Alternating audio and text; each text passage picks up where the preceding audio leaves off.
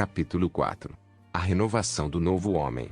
Normalmente, durante as ministrações de libertação, quando o espírito maligno é amarrado e saqueado, a pessoa que estava sob sua influência é libertada. Muitas vezes, nesse momento, ela recebe pela fé o Espírito Santo e se torna cristã. No entanto, sua alma ainda não está transformada e renovada, de modo a ser revestida pelas qualidades, virtudes e atributos que estão no guarda-roupa, isto é, o novo homem, a união do Espírito de Deus com o espírito humano, conforme vimos na ilustração, o guarda-roupa, espírito do crente, e as vestes, virtudes do Espírito de Deus. Nesse caso, a alma da pessoa ainda permanece semelhante à imagem do espírito maligno que antes habitava nela. Por isso, ela precisa tomar a sua cruz a cada dia e viver em obediência à palavra de Deus, perseverando em oração e jejum. À medida que pratica esses exercícios espirituais, o Espírito do Senhor passa a operar em seu interior, com o propósito de transformar e renovar a sua alma, revestindo-a do novo homem. A finalidade desse processo é alcançar a glória de Jeová Deus e de seu Cristo, permitindo que essa glória cresça cada vez mais, até que a pessoa se torne, progressivamente, semelhante ao Senhor Jesus Cristo. É importante compreender que oração, jejum e meditação na palavra de Deus são indispensáveis nesse processo. Não nos enganemos, já falamos sobre isso anteriormente. Receber o Espírito de Deus não significa que a alma foi imediatamente transformada, renovada e revestida do novo homem. Isso é um processo gradual, que exige intenção, disciplina, perseverança e tempo. Ao analisarmos Colossenses 3, 1-16, vemos que São Paulo ensina que, agora que estamos em Cristo, precisamos usar o benefício da graça para fazer morrer os pensamentos, sentimentos e vontades carnais que constituem o velho homem. Na medida em que o crente se envolve com a meditação na palavra de Deus, ele vai discernindo qual é a vontade do Senhor e aprendendo como o Espírito Santo que nele habita se comporta, os hábitos, o caráter e os costumes do próprio Espírito de Deus. Esse é o padrão que deve reger a vida do novo homem em Cristo. O Senhor Jesus Cristo é o padrão do novo homem. Ele nos mostrou, em sua vida e ensino, que tudo fora dele é ainda expressão do velho homem, da natureza de Adão, que precisa morrer. Andar em Cristo significa viver segundo o Espírito de Deus e não segundo nós mesmos, nem sob qualquer outra influência externa. Um exemplo marcante dessa realidade aconteceu quando os discípulos João e Tiago, diante da rejeição dos samaritanos, pediram a Jesus permissão para que descesse fogo do céu e os consumisse. O Senhor, porém, os repreendeu e disse que eles não sabiam de que espírito eram. O Filho do Homem não veio para destruir vidas, mas para salvá-las. Vê Lucas 9, 54-55. Esse episódio mostra que, mesmo sendo discípulos, eles ainda tentavam agir a partir de uma mente carnal, não transformada nem renovada segundo a mente de Cristo, o que os levou a demonstrar um zelo segundo a carne. Mas o Senhor Jesus ensinou-lhes que o Espírito que estava por trás de suas palavras, atitudes e obras, e que mais tarde passaria a habitar neles, ainda só podia ser conhecido, naquele momento, através da vida e do exemplo dele. A Escritura confirma isso. O mundo não pode receber esse Espírito, porque não pode vê-lo nem conhecê-lo. Mas vocês o conhecem, pois ele está com vocês e viverá em vocês. João 14:17, NTLH. Portanto, o Espírito que o Senhor Jesus revelava não era um espírito de destruição, mas o Espírito da vida, que salva, edifica e conduz à plena manifestação do amor de Deus. São Paulo confirma esse princípio quando escreve: continuem a pôr em prática tudo quanto aprenderam, receberam, ouviram de mim e me viram fazer, e o Deus de paz estará com vocês. Filipenses 4:9, NBV. Ou seja, viver no Espírito é refletir Cristo, praticar sua palavra e permitir que o Espírito Santo molde nosso caráter. Tudo o que não nasce do Espírito Santo é expressão do velho homem, que precisa ser despido.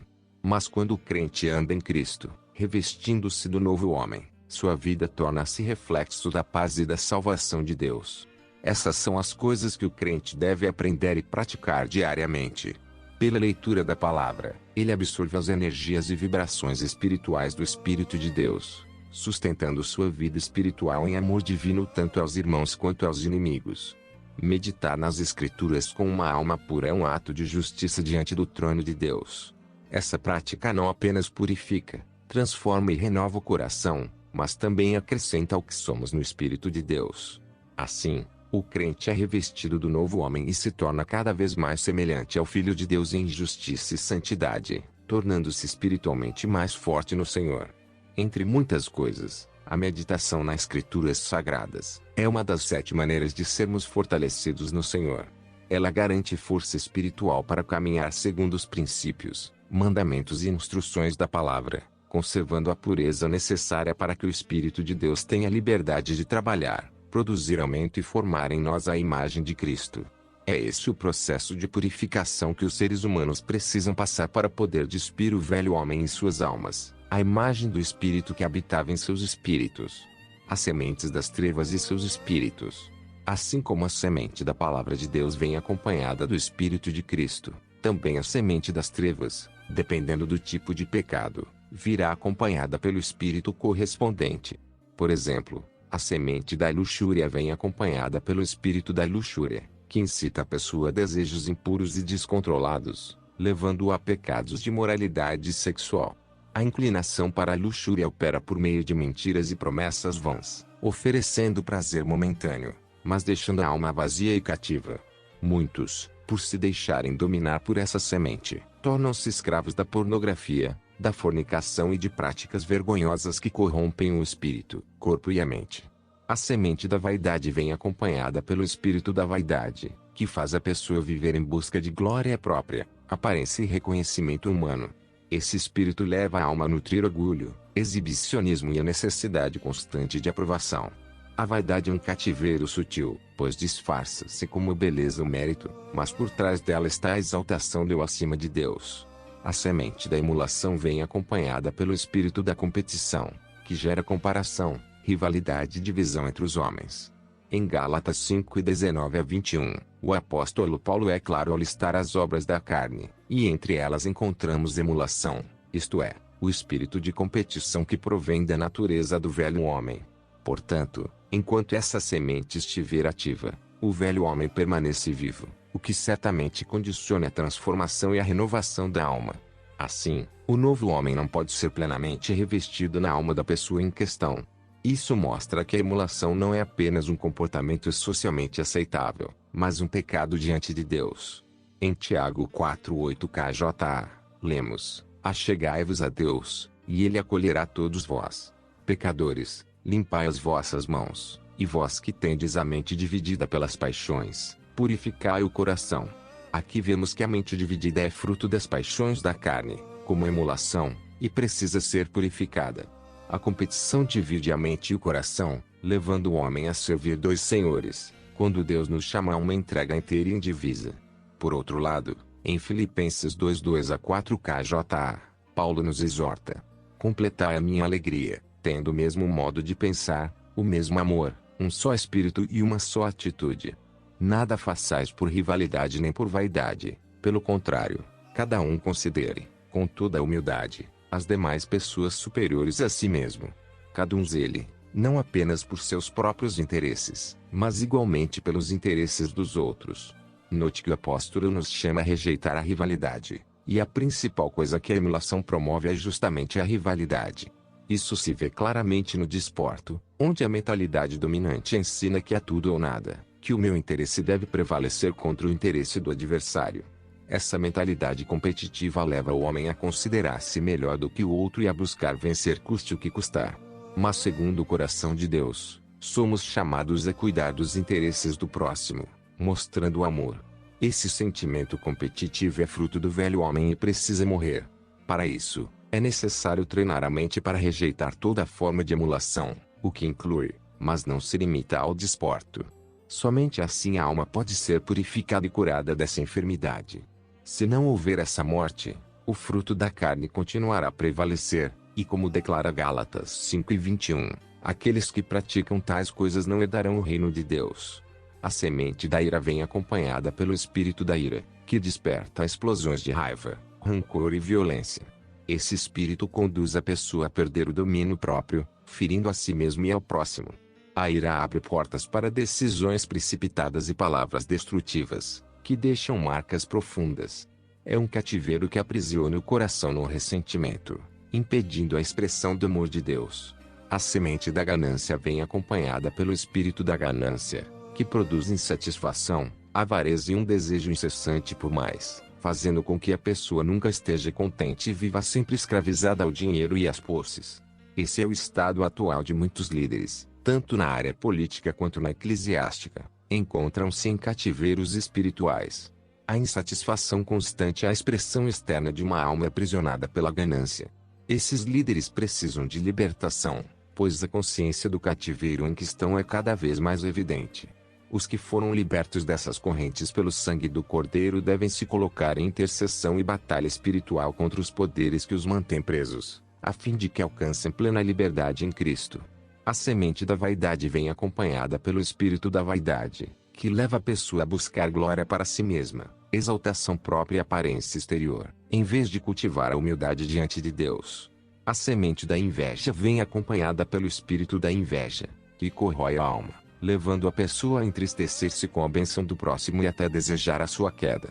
Cada semente má traz consigo um espírito que opera ativamente na alma, moldando pensamentos, sentimentos e vontades de acordo com a sua natureza. Essa purificação, transformação ou renovação por meio da palavra de Deus é extremamente importante, pois ela é a principal via de conservação que o cristão possui. A verdadeira libertação não consiste apenas em expulsar o espírito maligno, mas no conhecimento real da palavra de Deus. A Escritura Sagrada afirma: "E conhecereis a verdade, e a verdade vos libertará." João 8:32. KJ A verdade é o Filho de Deus. Ver João 14:6. E é Ele quem nos renova segundo a sua própria imagem. É nessa renovação que se encontra a verdadeira liberdade. Quem ama segundo o amor divino é livre em todos os reinos e esferas da existência, pois a verdadeira liberdade está no amor do Pai. Quem ama, de fato, é livre. A imagem do Filho de Deus está na semente de Deus, isto é, na palavra de Deus. Quando essa semente transmite no crente a imagem de Cristo, ele não pode mais viver sob domínio, manipulações e influências do espírito maligno e da velha semente. Pelo contrário, ele é revestido do novo homem, porque está verdadeiramente livre dessas forças, e a nova semente permanece nele. Está escrito: todo aquele que é nascido de Deus não se dedica à prática do pecado, porquanto a semente de Deus permanece nele e ele não pode continuar no pecado, pois é nascido de Deus. Deste modo, conhecemos quem são os filhos de Deus e quem são os filhos do diabo. Quem não pratica a justiça não procede de Deus, nem tampouco aquele que não ama seu próprio irmão. 1 João 3:9-10, KJA. E na versão NBV lemos: a pessoa que nasceu na família de Deus não faz do pecado um hábito, porque agora a vida de Deus está nela e, portanto, ela não pode continuar pecando, pois essa vida nova nasceu dentro dela e a domina. Ela nasceu de Deus. Assim, agora podemos saber quem são os filhos de Deus e quem são os filhos do diabo. Todo aquele que não faz o que é certo e não ama seu irmão mostra que não é filho de Deus. Somente a semente de Deus nos protege do velho homem, que é a origem pela qual a quinta faculdade anormal da mente se forma no ser humano. Essa faculdade é o principal meio de destruição que atrai espíritos malignos para manipularem uma pessoa. Neste estado deplorável, o indivíduo pode ser controlado, gerenciado, dominado, manipulado pelas forças das trevas, muitas vezes até sem consciência disso. Em outras palavras, ninguém na Terra pode ser manipulado por espíritos malignos, exceto através da quinta faculdade anormal da mente. Nas manipulações ocultas ou de feitiçaria dos principados e potestades das trevas contra os homens, através das inclinações da quinta faculdade anormal da mente, o poder da luxúria constitui 50%, a ira 20%. Enquanto a ganância, a vaidade e o apego às coisas materiais estão interligados, cada um representando 10%. Além disso, todos os pensamentos, palavras e ações que resultam em pecado, de forma direta ou indireta, emanam dessas 5 perversões da mente. Elas são como abismos que chamam outros abismos. Por meio delas, todas as demais formas de malha são geradas. A Escritura Sagrada não nos esconde essa verdade. São Paulo escreveu sobre uma dessas 5 inclinações da quinta faculdade anormal da mente, a ganância, e deixou claro que ela é um abismo que chama a todos os outros abismos, um mal que gera muitos outros males. Está escrito: pois o amor ao dinheiro é uma fonte de todos os tipos de males. E algumas pessoas, por quererem tanto ter dinheiro, se desviaram da fé e encheram a sua vida de sofrimentos. 1 Timóteo 6:10, NTLH. Em outra versão, a Escritura Sagrada, na KJA, declara: porquanto o amor ao dinheiro é a raiz de todos os males, e por causa dessa cobiça, alguns se desviaram da fé e se atormentaram em meio a muitos sofrimentos. Na versão NBV, lemos: pois o amor ao dinheiro é a raiz de todos os tipos de males. Algumas pessoas até voltaram as costas a Deus por causa do amor ao dinheiro e, como resultado, afligiram a si mesmas com muitos sofrimentos. Mais adiante, o leitor compreenderá melhor cada uma dessas perversões. Dedique algum tempo para analisá-las de acordo com a sua própria convicção. Segue-se, portanto, que o pecado é o principal instrumento do inimigo na vida do homem. Ele é o poder mais elevado que sujeita a criatura humana à autoridade do príncipe das trevas, a entidade chamada Satanás, o diabo. Não é por acaso que a Escritura declara: aquele que vive habitualmente no pecado é do diabo, pois o diabo peca desde o princípio. Para isto, o Filho de Deus se manifestou, para destruir as obras do diabo. 1 João 3:8, KJAI, conforme já vimos no mesmo capítulo, versículo 9. Todo aquele que é nascido de Deus não se dedica à prática do pecado, porquanto a semente de Deus permanece nele e ele não pode continuar no pecado, pois é nascido de Deus. A mente tem 4 faculdades fundamentais, que sustentam a existência equilibrada do homem na Terra. Essas são chamadas de faculdades normais da mente. O equilíbrio e a saúde da vida humana no mundo físico dependem dessas 4 faculdades. Da mesma forma, uma família, uma comunidade ou uma sociedade equilibrada e saudável, fundamentada no amor divino, também se apoia nelas. A vitória contra tudo aquilo que tenta prender o ser humano na caminhada da vida depende dessas faculdades, porque nelas está refletida a posição original do homem na escala da existência. Entretanto, quando uma dessas faculdades é pervertida, surge a 5ª faculdade anormal da mente. Essa distorção se torna a verdadeira porta de entrada das trevas. É por meio dela que se estabelecem cativeiros espirituais, emocionais e até físicos, dando lugar à atuação direta dos espíritos malignos.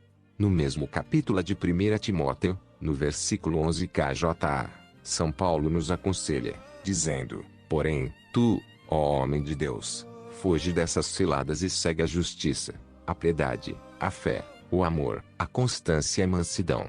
O cristão que realmente busca o reino de Deus e a sua justiça, que segue a piedade, a fé, o amor, a constância e a mansidão, certamente conservará em si a semente de Deus. Através de uma vida de justiça e santidade provenientes da verdade, ele não poderá mais viver no pecado. Como consequência, estará acima do domínio, das manipulações espirituais e dos ataques das forças das trevas. Mas o crente que vive habitualmente no pecado não tem em si, de forma permanente, a semente de Deus. Não importa quem seja ou qual cargo ocupe, profeta, apóstolo, arcebispo, doutor, pastor, presbítero, bispo, evangelista, diácono ou até mesmo líder de louvor, se ainda vive dessa maneira, esse tal não possui em si a semente de Deus de forma permanente, como declarou São João, conforme vimos acima. É essencial compreender que, acima de todas as coisas, devemos lutar pela fé e guardar a nossa fé. A Escritura diz: combati o bom combate, acabei a carreira, guardei a fé. 2 Timóteo 4:7. Guardar a fé significa conservar a palavra. Isso porque a fé não existe por si só, mas nasce e se fortalece unicamente através da palavra de Deus, pois está escrito: como consequência, a fé vem pelo ouvir as boas novas, e as boas novas vêm pela palavra de Cristo. Romanos 10:17, KJA. Portanto, quem guarda a palavra de Deus, automaticamente guarda a fé, já que é impossível ter fé sem a palavra. A fé e a palavra caminham juntas, são inseparáveis. Quando o crente consegue conservar a palavra, que é a semente de Deus plantada no coração, ele está, na prática, guardando a fé.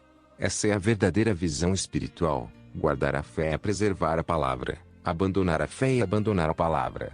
Assim, guardar a fé significa permanecer firme na confiança em Cristo, fiel à verdade recebida, sem negociar os princípios do Evangelho. Pelo contrário, quando se abandona a fé, perde-se também a semente de Deus, pois é impossível manter a fé sem permanecer na palavra. O que significa abandonar a palavra? Abandonar a palavra é deixar de viver segundo os princípios de Deus.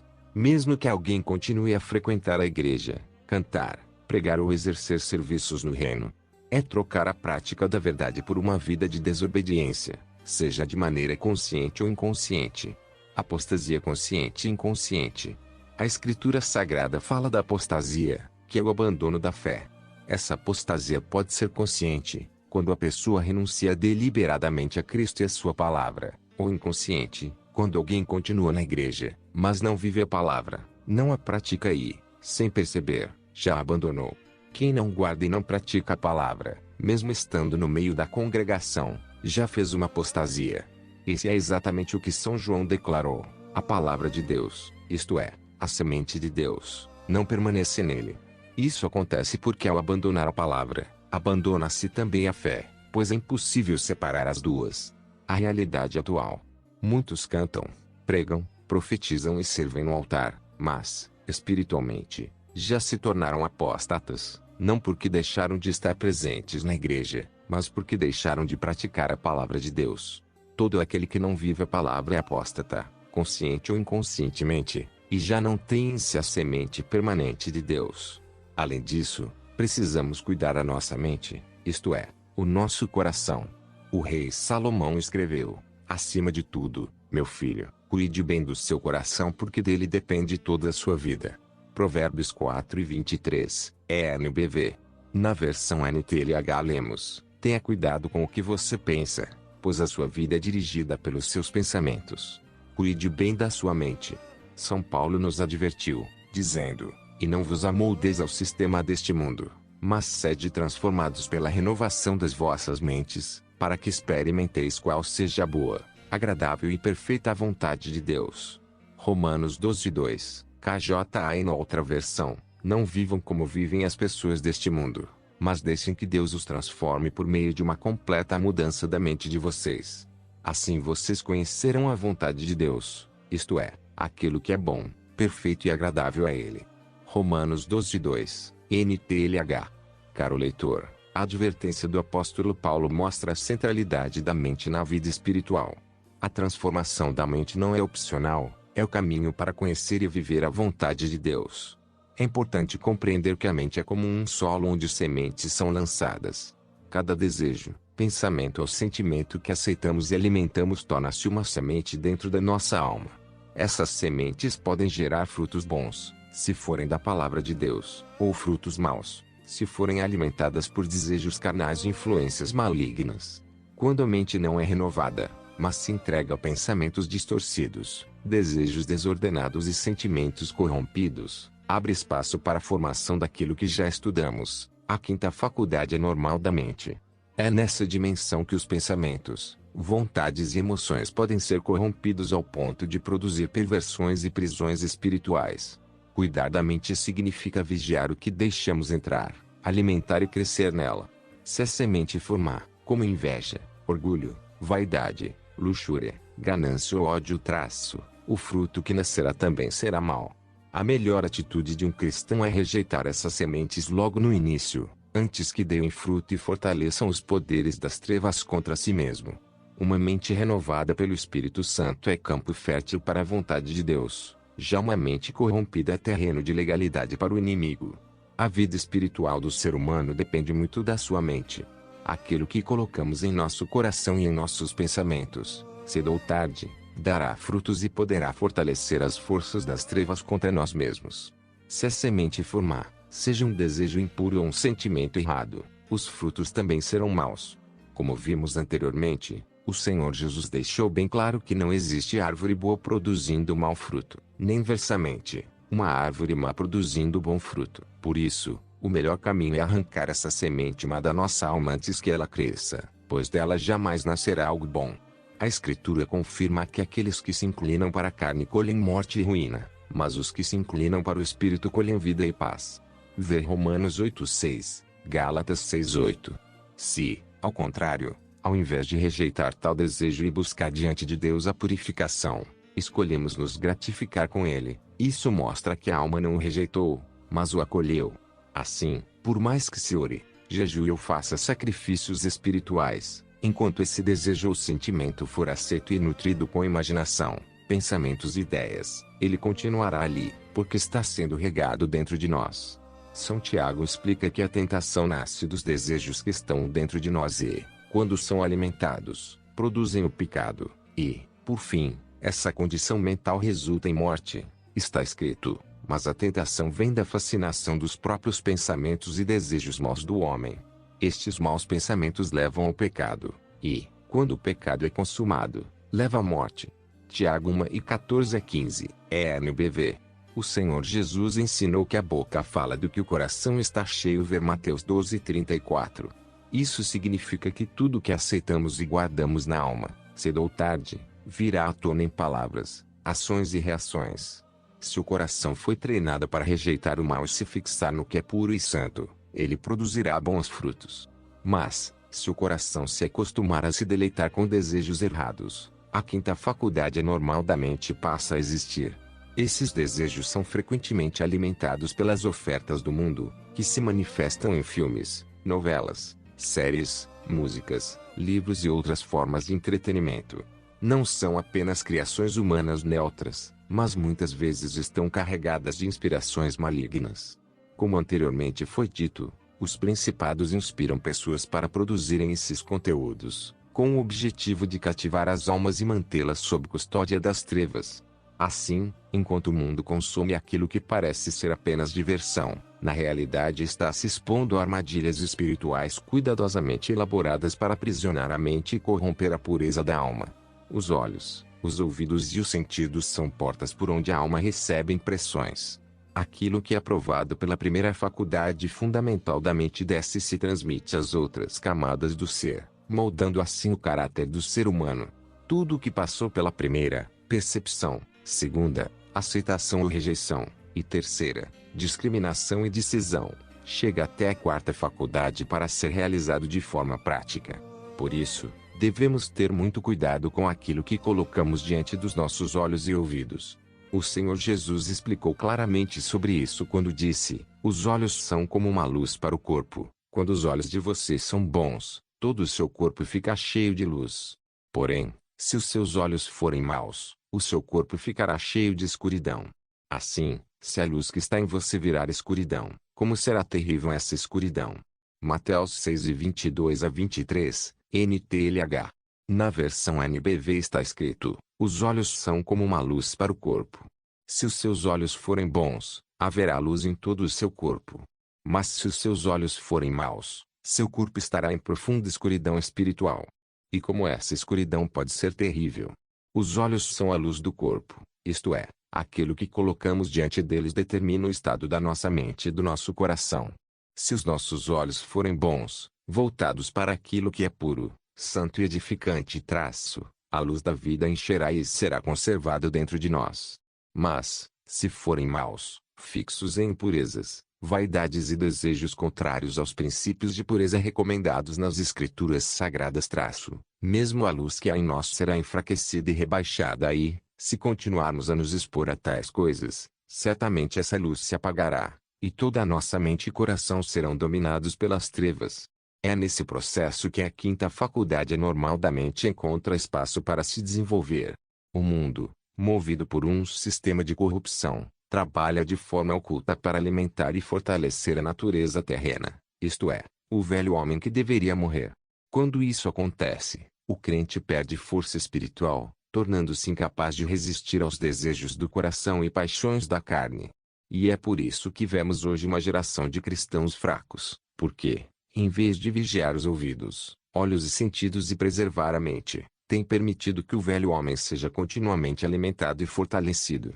Continue no capítulo 5. Deus abençoe. Amém. Capítulo 5. O exercício da mente para matar o velho homem. O verdadeiro treinamento da mente está em escolher se concentrar nas coisas de cima, nas realidades divinas e na pessoa do Senhor Jesus Cristo. Isso é o que São Paulo chama de pensar nas coisas que são de cima e não nas que são da terra. Ver Colossenses 3:2. São Paulo, em Colossenses 3, nos ensina um caminho prático para a mortificação da natureza terrena, isto é, do velho homem. Esse ensino, porém, não é dirigido a qualquer pessoa, mas somente aqueles que já receberam a Cristo e, pela fé, já morreram com ele para a antiga vida. Quem está em Cristo já não vive para si, mas para o desenvolvimento da nova vida, que tem como centro a vontade de Deus. No versículo 1, Paulo afirma que fomos ressuscitados com Cristo. Isso significa que a vida antiga, dominada pelos desejos carnais, ficou para trás. Agora, como ressuscitados, devemos voltar o nosso olhar para o alto, onde Cristo está sentado à direita de Deus.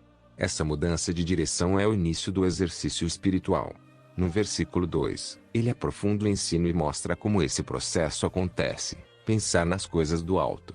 O treinamento da mente é fundamental, porque aquilo que ocupa o nosso pensamento molda o nosso caráter e direciona as nossas escolhas. Quando aprendemos a colocar a mente em coisas puras, santas e celestiais, atraímos a pureza que vem de Deus e fortalecemos o novo homem. O versículo 3 nos lembra da razão desse exercício: morremos para o mundo, e a nossa verdadeira vida agora está escondida com Cristo em Deus. Essa é uma verdade espiritual que nos protege das distrações terrenas. Saber que a nossa vida já não está exposta às influências do mundo, mas guardada em Cristo, dá-nos segurança e motivação para perseverar. Por fim, no versículo 4, Paulo nos mostra o resultado: Cristo, que agora é a nossa vida, se manifestará em glória, e nós seremos manifestados com Ele. Isso significa que a fidelidade em manter a mente e o coração voltados para o alto não é apenas um exercício temporário, mas um preparo para a eternidade. Portanto, o principal método de mortificação do velho homem não é apenas rejeitar os pensamentos e desejos da carne, mas, sobretudo, treinar a mente para permanecer focada nas coisas que são do alto e não nas que são da terra. Assim, alimentaremos e fortaleceremos o nosso espírito, isto é, o novo homem. Transformaremos e renovaremos a nossa mente, de modo que ela seja revestida das virtudes do novo homem, e, por fim, avançaremos no caminho da pureza e da glória de Deus. Algo que gostaria de deixar claro ao leitor é o seguinte: a santidade não é uma característica natural do nosso corpo. Embora carregue em si a natureza do pecado, São Paulo nos ensina que o corpo é santo, desde que não lhe acrescentemos aquilo que a Escritura Sagrada proíbe. Ele declara: se alguém destruir o templo de Deus, Deus o destruirá, porque o templo de Deus, que sois vós, é santo. 1 Coríntios 13:17. ARC. Portanto, sem as corrupções proibidas, o corpo permanece santo. No entanto, a justiça e a santidade provenientes da verdade são características do novo homem, criado para ser semelhante ao Filho de Deus. Quando a alma não está revestida do novo homem, o cristão, nessa condição, não pode ser considerado santo, pois tanto a justiça quanto a santidade residem no novo homem. Esse revestimento deve alcançar toda a alma, a mente, as emoções e a vontade, para que o cristão chegue a um estado que a Escritura chama de mente sã ao coração puro. O treinamento da mente nesse sentido é muito importante. Treinar a mente significa escolher conscientemente no que vamos focar. Uma coisa é perceber algo, beleza, riqueza, poder, traço. Outra coisa é o que fazemos com isso. Se a mente não é treinada, ela facilmente se apega a desejos e formas erradas, abrindo espaço para ilusão. São Paulo orienta a focarmos apenas no que é verdadeiro, justo, puro e digno de louvor. Está escrito: por último, meus irmãos, encham a mente de vocês com tudo o que é bom e merece elogios, isto é, tudo o que é verdadeiro, digno, correto, puro, agradável e decente. Filipenses 4:8, NTLH. Na versão NBV, a Escritura Sagrada diz: e agora, irmãos, ao terminar esta carta, quero dizer-lhes mais uma coisa. Firmem seus pensamentos naquilo que é verdadeiro, nobre e direito. Pensem em coisas que sejam puras e agradáveis e detenham-se nas coisas excelentes. Pensem em todas as coisas pelas quais vocês possam louvar a Deus. Por exemplo, se alguém concentra sua mente apenas na beleza física com intenções de luxúria, ou se fixa em dinheiro, bens, armas ou qualquer outra coisa material, sua consciência será enfraquecida e rebaixada. Isso gera apegos indevidos que prejudicam a vida espiritual e bloqueiam a ascensão da mente à luz de Deus. Se analisarmos com atenção o Evangelho de São Mateus, capítulo 6, dos versículos 25 a 34, veremos que o Senhor Jesus falou sobre as necessidades biológicas do ser humano. Ele ensinou que os crentes não devem fixar seus pensamentos nessas necessidades, ainda que sejam legítimas, pois também fazem parte das coisas que são da terra. Por isso, os que creem não devem viver preocupados nem obcecados com tais coisas, visto que isso não contribui de forma alguma para a transformação interior nem para a elevação da mente na luz de Deus. No versículo 32, ele deixa claro que são os descrentes que procuram essas coisas, mas os crentes devem focar suas mentes e interesse nas coisas que são do céu, onde Cristo está sentado ao lado direito de Deus. Pensar nas coisas que são de cima e não nas que são da terra. Buscar em primeiro lugar o reino de Deus e sua justiça para maior ascensão na luz de Deus. Quando a mente é direcionada para as realidades divinas, a palavra, a oração, a adoração, os frutos são diferentes. O resultado será vida, paz, luz e crescimento espiritual. É o que São Paulo ensina: ser transformados pela renovação da mente, para experimentar a boa, perfeita e agradável vontade de Deus. Ver Romanos 12:2. E ainda, deixar que a palavra de Cristo habite ricamente em nós. Ver Colossenses 3:16. Se a mente decide fixar-se nas coisas mundanas, cedo ou tarde elas gerarão apego e produzirão frutos contrários à vontade de Deus. Os crentes precisam compreender que, no processo de libertação do velho homem, a fim de dar lugar ao novo homem, é necessária uma cooperação entre o crente e o Espírito Santo. O Senhor Jesus nos ensina que, quando focamos nossa mente no que vamos comer, beber e vestir, necessidades básicas e legítimas de todo ser humano, estamos agindo como descrentes. Se até as necessidades básicas, quando ocupam demasiadamente a nossa mente, nos tornam semelhantes aos incrédulos, quanto mais o ato de encher a mente com filmes, séries, novelas mundanas e outras práticas que, ao serem analisadas com cuidado, ferem o princípio de pureza e santidade exigido pela palavra de Deus. Essas coisas não são verdadeiras, dignas, corretas, puras, agradáveis e decentes segundo o padrão divino. Muitos desses filmes ou séries, ainda que pareçam relatar histórias semelhantes às Escrituras, carregam acréscimos humanos e distorções que comprometem a realidade revelada por Deus, transmitindo valores e mensagens contrárias ao reino. Tudo isso contribui para a estagnação no processo de renovação da mente. Essas coisas, quando aceitas e alimentadas, são fixadas na alma, isto é, mente, emoções e vontade do crente, e suas energias e vibrações negativas são absorvidas pelo espírito humano, causando atraso no desenvolvimento espiritual. Aceitar tais influências é dizer sim ao mal. E querer orar ou jejuar sem antes rejeitar essas sementes é um trabalho em vão. Primeiro é preciso rejeitar, para depois remover o mal. Quem disciplina a mente dessa forma verá sua alma sendo transformada e renovada continuamente pelo Espírito Santo, que arrancará as más sementes e plantará em seu lugar o amor, a paz e a justiça de Deus. Portanto, não basta apenas orar e jejuar, é necessário rejeitar as más sementes logo na alma. É preciso pedir ao Espírito Santo que nos sonde, revele o que não pertence a ele e nos dê força para rejeitar e arrancar essas sementes. Só assim o processo de purificação será real e produzirá frutos que permanecem para a vida eterna. Somente assim a mente e o coração estarão livres para se concentrarem no Senhor, na oração, na palavra e na vida espiritual que conduz à luz de Deus. Revestir-se do Senhor e andar no Espírito é a chave para não satisfazer os desejos da carne. Ver Romanos 13:14, Gálatas 5:16. A transformação espiritual e o exterior. A verdadeira transformação espiritual não se limita à mente, mas também alcança o corpo e a aparência exterior. Muitos pensam que é impossível viver sem certos adornos e práticas de vaidade, maquiagem, batom, roupas apertadas, unhas artificiais, acessórios exagerados e outras formas de ostentação. No entanto, essas coisas não são neutras. Elas são sementes de vaidade que alimentam a velha natureza e mantêm o coração preso aos padrões do mundo. O apóstolo Paulo ensina que é necessário fazer morrer as obras da carne, Colossenses 3:5, porque nelas se escondem desejos que corrompem a pureza interior. Enquanto alguém diz, vou usar só um pouco de maquiagem ou é apenas um pequeno detalhe, está, na verdade, mantendo viva a semente que deveria morrer. A semente da vaidade continua ali, sendo alimentada pelo desejo de parecer algo diante dos olhos humanos, e isso impede a plena renovação do coração. Assim como no treinamento da mente aprendemos a não alimentar os pensamentos errados, Também precisamos deixar de alimentar os hábitos e aparências que pertencem ao velho homem. A transformação verdadeira começa quando o coração rejeita, conscientemente, tudo que o mundo oferece como padrão de beleza, sucesso ou aceitação. Muitos dizem que é difícil abandonar essas coisas, e realmente é, porque elas foram profundamente plantadas pela cultura deste século. Mas a palavra de Deus ensina que é do coração que procedem os maus pensamentos, adultérios, prostituições, homicídios, furtos, falsas testemunhas e blasfêmias. Mateus 15:19.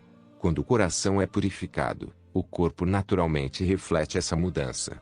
O Espírito Santo começa a dirigir até os detalhes mais simples, mostrando o que deve ser removido para que a luz de Cristo brilhe sem mistura.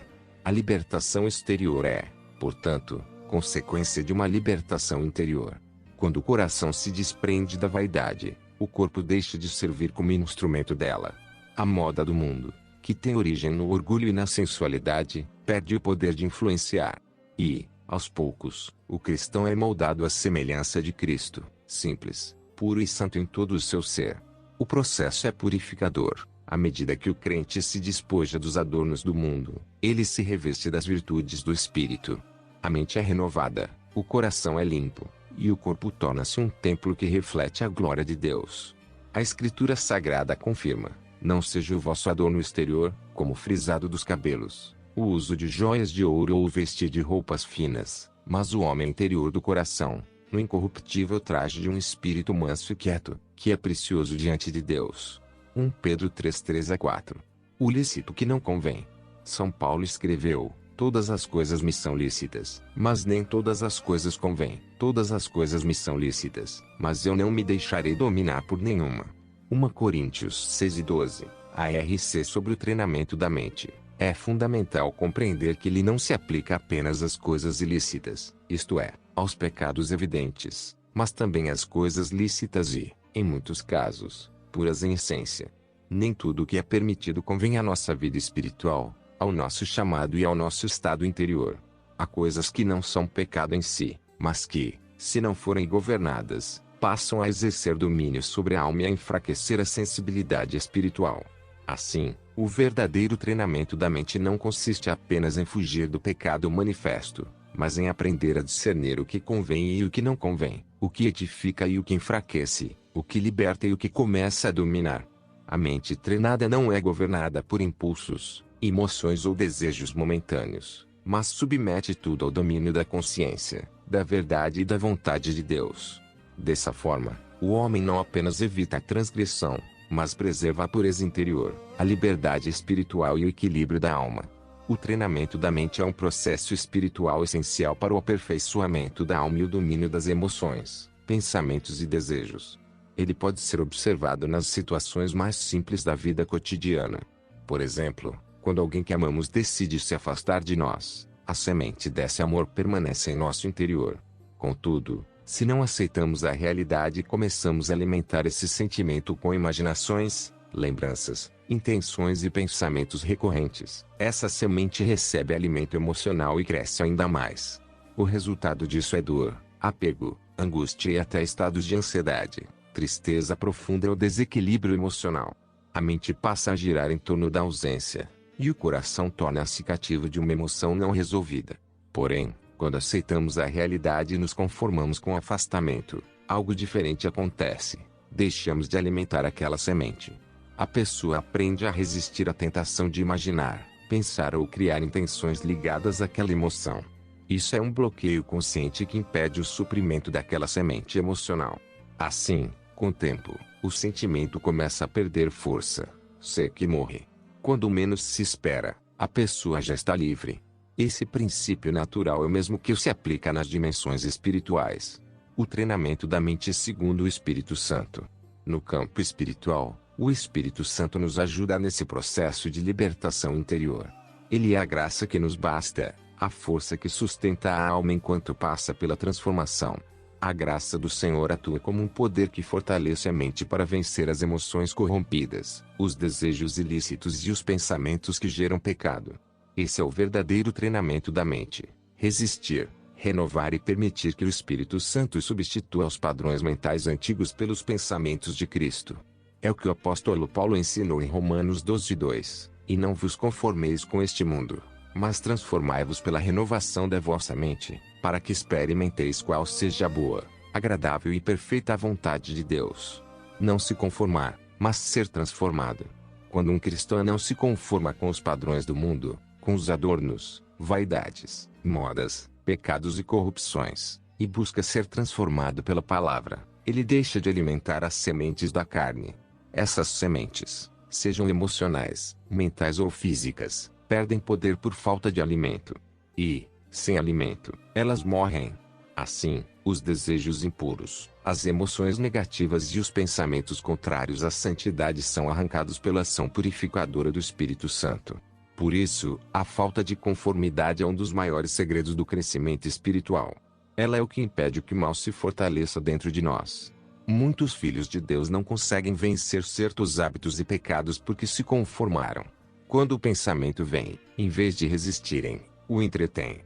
Esse entretenimento mental alimenta a semente, que cresce e produz fruto mau. Resistir e renovar. A mente é o campo de batalha da alma. Se o cristão resiste ao pensamento errado e busca ser transformado, o desejo perde poder e é desfeito. Mas se ele entretém o pensamento, este se enraiza e gera pecado. O apóstolo Tiago adverte sobre isso. Em seguida, esse desejo, tendo concebido, faz nascer o pecado, e o pecado, após ter se consumado, gera a morte. Tiago 1:15. Portanto, o segredo do treinamento da mente é não lutar diretamente contra o desejo, mas impedir que ele seja alimentado. Quando deixamos de nutrir as sementes da carne, elas secam e morrem. Quando, porém, alimentamos as sementes do Espírito, por meio da oração, jejum, leitura da palavra e meditação em Cristo então a nova natureza cresce e domina o ser. O treinamento da mente é um processo contínuo de renovação e resistência espiritual. É aprender a dominar pensamentos, sentimentos e vontades, submetendo-os à vontade de Deus. É permitir que o Espírito Santo conduza a alma até que ela seja plenamente revestida do caráter de Cristo. Quem persevera nesse processo será livre de toda a escravidão interior e alcançará a verdadeira paz do Espírito. Continue no capítulo 6. Deus abençoe. Amém.